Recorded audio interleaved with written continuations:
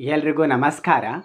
Kidney stone ಹಾಗೂ bladder stone ಇದ್ದಾಗ pain ಯಾವಾಗ ಸ್ಟಾರ್ಟ್ ಆಗುತ್ತೆ ಅಂತ ಹೇಳೋಕ್ಕೆ ಆಗಲ್ಲ. ಮಿಡ್ ನೈಟ್ ಆದರೂ ಸ್ಟಾರ್ಟ್ ಆಗುತ್ತೆ, ಅಥವಾ ಅರ್ಲಿ ಮಾರ್ನಿಂಗ್ ಸ್ಟಾರ್ಟ್ ಆಗುತ್ತೆ, ಅಥವಾ ಎಮರ್ಜೆನ್ಸಿ ಕೆಲಸ ಇದ್ದಾಗ ಸ್ಟಾರ್ಟ್ ಆಗುತ್ತೆ, ಅಥವಾ ಈ ಪೇನ್ ಯಾವಾಗ ಬೇಕಾದ್ರೂ ಸ್ಟಾರ್ಟ್ ಆಗ್ಬೋದು. ಅಂಥ ಸಂದರ್ಭದಲ್ಲಿ ನಾವು ಈ ಮರದ ಎಲೆಗಳನ್ನು ತಂದು, ಈ ಮರಕ್ಕೆ ನಾವು ಕಾಡು ಬಸಳೆ ಮರ ಅಂತಲೂ ಕರಿತೀವಿ, ಕೆಲವೊಂದು ಕಡೆ ಪಪೀಡ ಮರ ಅಂತಲೂ ಕರೀತಾರೆ, ಕೆಲವೊಂದು ಕಡೆ ಮಿರಾಕಲ್ ಪ್ಲ್ಯಾಂಟ್ ಅಂತಲೂ ಕರೀತಾರೆ.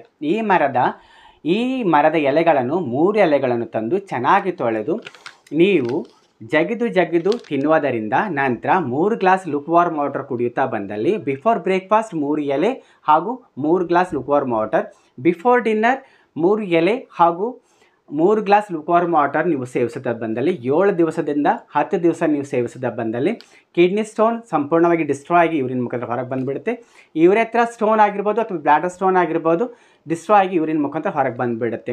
ನಮಗೆ ಎಲೆ ತಿನ್ನೋಕ್ಕಾಗಲ್ಲ ಸರ್, ಸ್ವಲ್ಪ ಸಿಟ್ರಿಕ್ ಇರುತ್ತೆ ಅಂದಾಗ ನೀವು 4 ಎಲೆಗಳನ್ನು ತಂದು 500 ml ಚೆನ್ನಾಗಿ ಕುದಿಸಿ ಕಷಾಯದಂತೆ ಮಾಡಿ.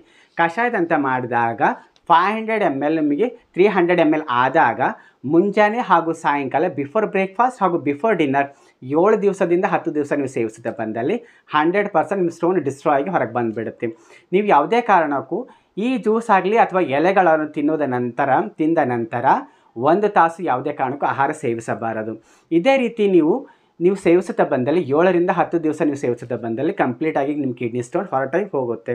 ನಿಮಗೆ ಈ ಹೆಲ್ತ್ ಟಿಪ್ಸ್ ನಿಮಗೆ ಇಷ್ಟವಾದಲ್ಲಿ ಇದೇ ರೀತಿ ಮತ್ತಷ್ಟು ಹೆಲ್ತ್ ಟಿಪ್ಸ್ಗಳಿಗಾಗಿ ಲೈಕ್ ಮಾಡಿ, ಶೇರ್ ಮಾಡಿ, ಕಮೆಂಟ್ ಮಾಡಿ. ಧನ್ಯವಾದಗಳು.